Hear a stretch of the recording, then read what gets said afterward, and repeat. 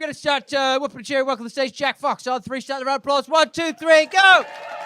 Welcome to the stage, Jack Fox! Keep it going.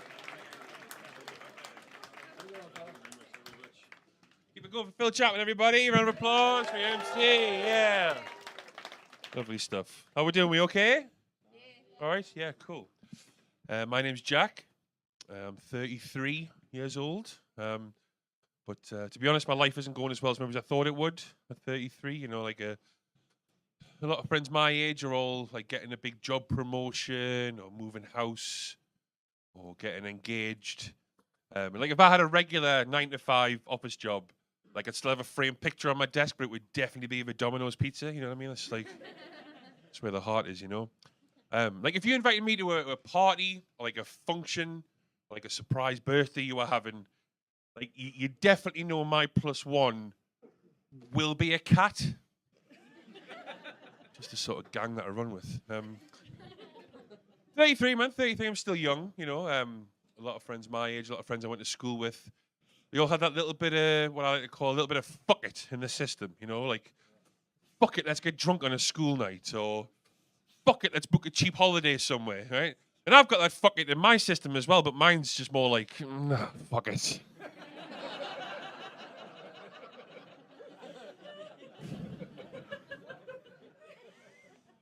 Just can't be arsed, you know what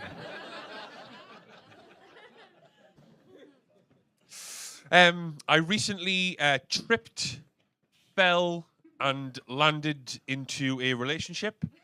I'm just as surprised as you are. Yeah, I got a girlfriend now, which means, thank you very much, which means I spend 90 to 95% of every day texting her crying laughing face emojis in replies to TikTok videos she sent me that I haven't watched. I love you, baby girl, but there's not enough hours in the day. Fuck's sake, get a job, you know what I mean? Like any other relationship, my relationship has its ups and downs, pluses and minuses, high points and low points. A big plus point for me is that my girlfriend is a human woman. Pretty good. She's got legs and a torso and fat tits. And then a negative part, downside is that it's a long distance relationship. My girlfriend actually lives in America. But even that in of itself comes with plus points, you know, because for example, now I am really good at typing with my left hand. So, yeah. It's a wanking joke. So yeah. Okay. Missed the boat on that one, I think. You know what wanking is. Don't lie to me.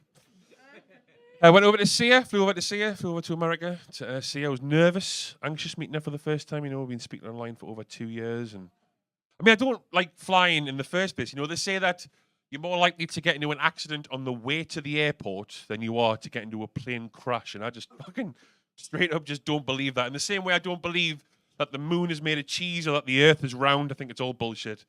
But I was nervous going to meet her. Like I said, we've been speaking online for over 2 years. I'm nervous. We already started talking about maybe if I want to move out there to America.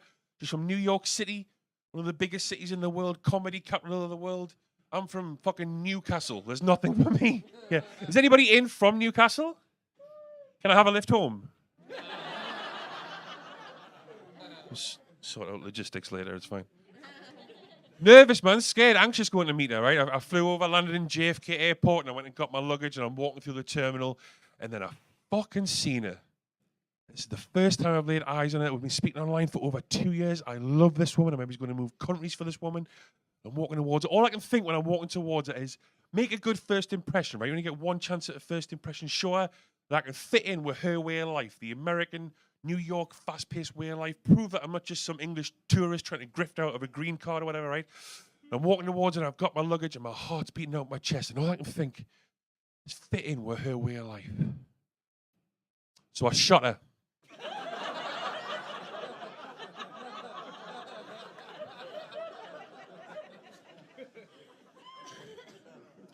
And I grabbed her by the pussy. That's just how they do things out there. I don't know. I spent some time in America, and then I came home. It was quite a culture shock to come home. Felt quite lonely, spent a lot of really intense time with my girlfriend, and I'd often find myself catch my own reflection, shedding a tear in the mirror as I heated up a fleshlight. Need the authentic feel, Yeah, I came home. I don't know if you guys heard about this thing called the coronavirus, so I had to come home for that as well. Like I say, I live in Newcastle. I live in a house in Newcastle. Not bragging, but I live with my mother and my nana, because that's what I always dreamed of when I was a little girl. My nana's 88, and my mum is a fucking bitch. All right, I swear to God. See, some of you know her.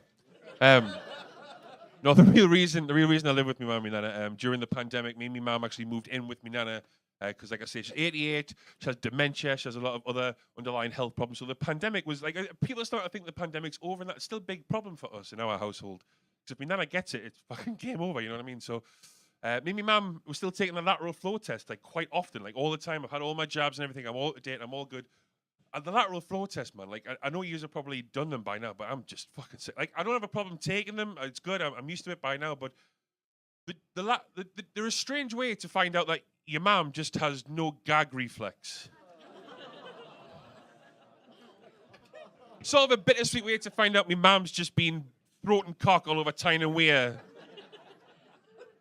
I don't know. Been tough the last few years. As well as doing this, as well as being a comedian, I am also a musician. Just because I thought I would try 2 careers where I can make absolutely fucking no money whatsoever in, and going well so far. Thanks for asking. Love rap music. Love a lot of different kinds of stuff. Love rap music. I know I don't traditionally look like the not a black man. I'm not saying anything about black man. Any racists in? No. Just Phil? All right, cool. One of my... a joke. Don't tell him I said that. It's a joke. It's fine. Yeah, I love rap music. One of my favorite artists is a guy that's from New York City. Goes by the name of 50 Cent. Or familiar? Yeah, we know 50 Cent, Mr. Cent. Pretty cool guy. One of my favorite songs by him is a track from his 3rd album. That's neatly titled I Get Money. Yeah, tune, right? You pretty much know what you're getting at face value with a rap song that's titled I Get Money. There's no subtlety about it. It's not like I have some money, or I'm owed some money, or I've just gone into me overdraft. None of that. Just straight to the point, Some of my favorite lines in the song, right? In the 2nd verse, he says, 50 Cent, he says, yo, I smell like a vault. I used to sell dope. I used to play on the block, but now I play on boats. That's cool. I like that shit. This guy's in the bank so frequent that he smells like a vault, man. Imagine how much money this guy's made. That's serious money. I'm not about that life. I'll listen to rap songs to get into that mindset. Try and feel like a gangster, Because, if I wrote rap lyrics to be tame as fuck, they'd be like, you probably used to rap songs being gnarly as shit. But I'm not that guy, man. I'm hardly a dick. I don't sell drugs. I'm never starving to bits. But your boy always smells like garlic and chips. What? That's kind of like the... like a rough...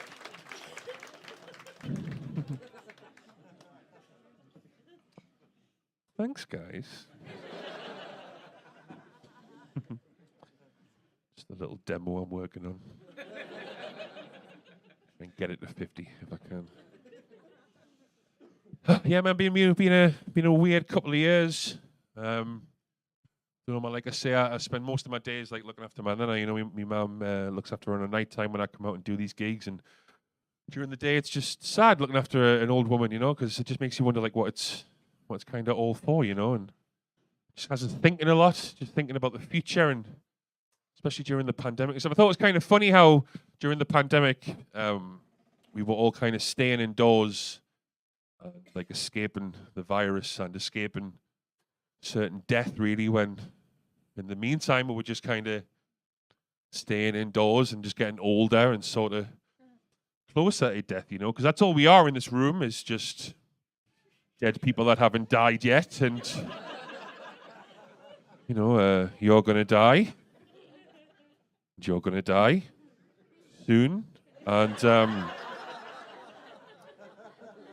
everyone you've ever met, everyone you've ever known, and everyone you've ever loved will die. I've been Jack Fox. Enjoy the rest of your night. Thank you very much. Cheers.